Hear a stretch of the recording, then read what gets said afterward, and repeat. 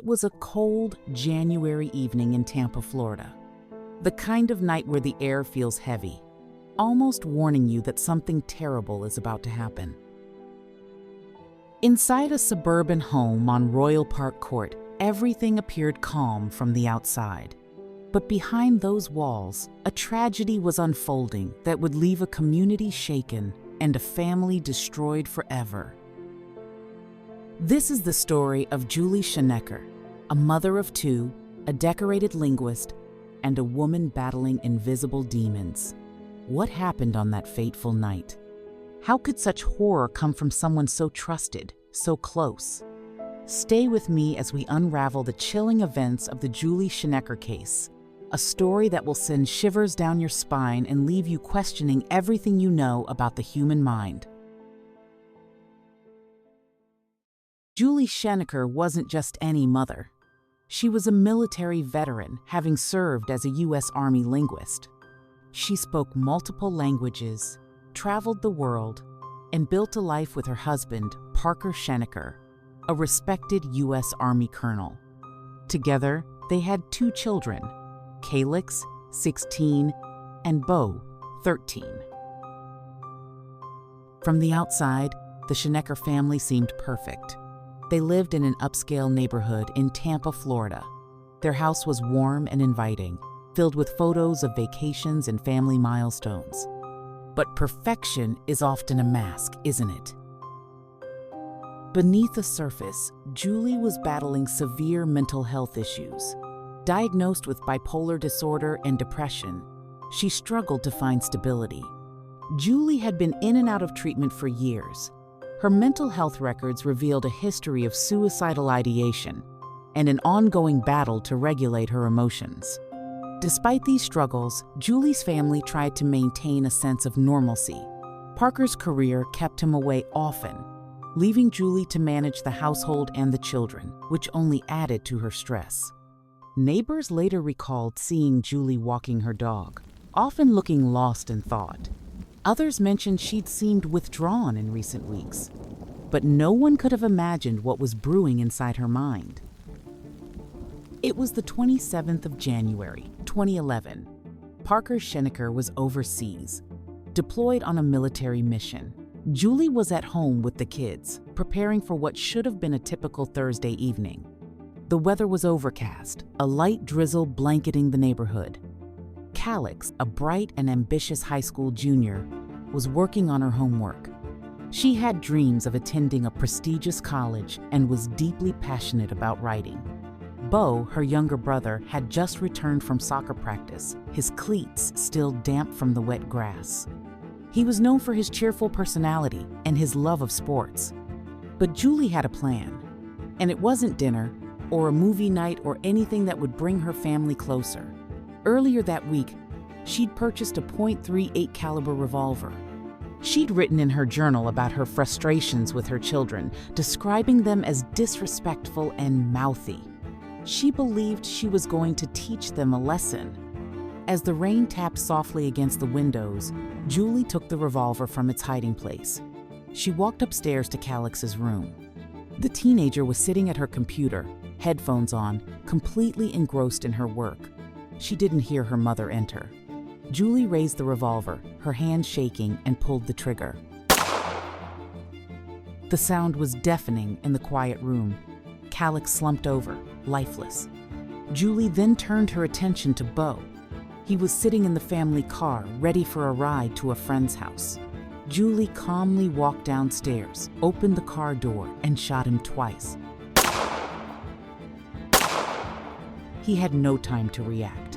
His last moments were filled with confusion and pain.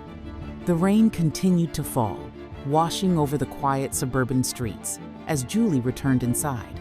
She sat down at the kitchen table, writing a note to her husband, explaining what she'd done. There was no panic, no hysteria, just a cold, calculated resignation.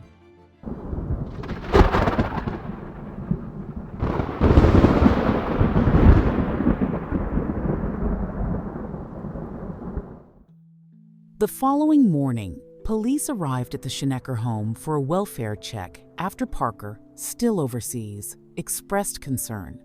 He hadn't been able to reach Julie or the kids and was worried.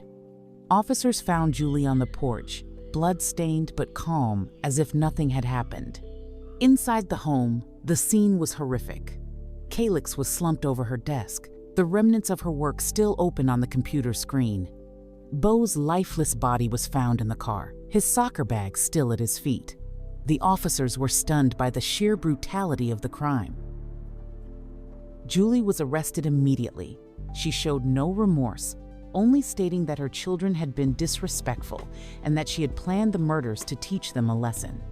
The community was left reeling, struggling to comprehend how such a tragedy could have happened. Julie's trial began in 2014, 3 years after the murders.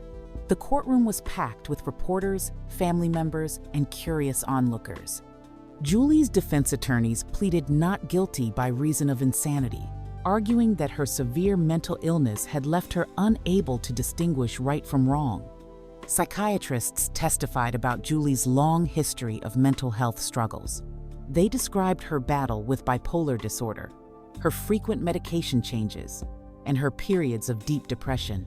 One expert explained how her illness likely clouded her judgment and fueled her delusions. Julie herself appeared detached during much of the trial, often staring blankly ahead or whispering to her attorneys.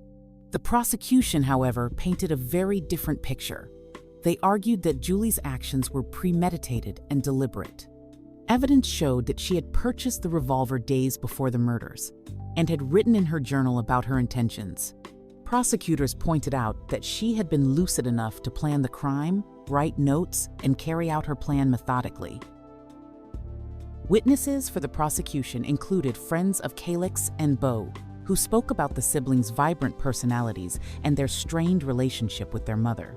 One of Calyx's friends tearfully described how Calyx had confided in her about Julie's erratic behavior, saying she often felt unsafe at home.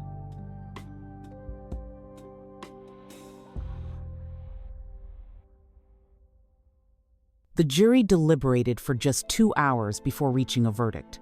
Julie Schenecker was found guilty of 2 counts of first-degree murder. As the verdict was read, there was no visible reaction from Julie. Parker Schenecker, who had attended every day of the trial, sat quietly in the gallery, tears streaming down his face. The Schenecker case is a heartbreaking reminder of how fragile life can be and how untreated mental illness can lead to unimaginable consequences. Parker Schenecker, now an advocate for mental health awareness, has dedicated his life to honoring the memories of Calyx and Beau, who were taken far too soon. And so we're left with questions that may never have answers. Could this tragedy have been prevented? Were there signs that were missed? Cries for help that went unanswered? While we may never truly know, we can strive to learn from this, to be more aware, more compassionate, and more vigilant in recognizing the struggles of those around us.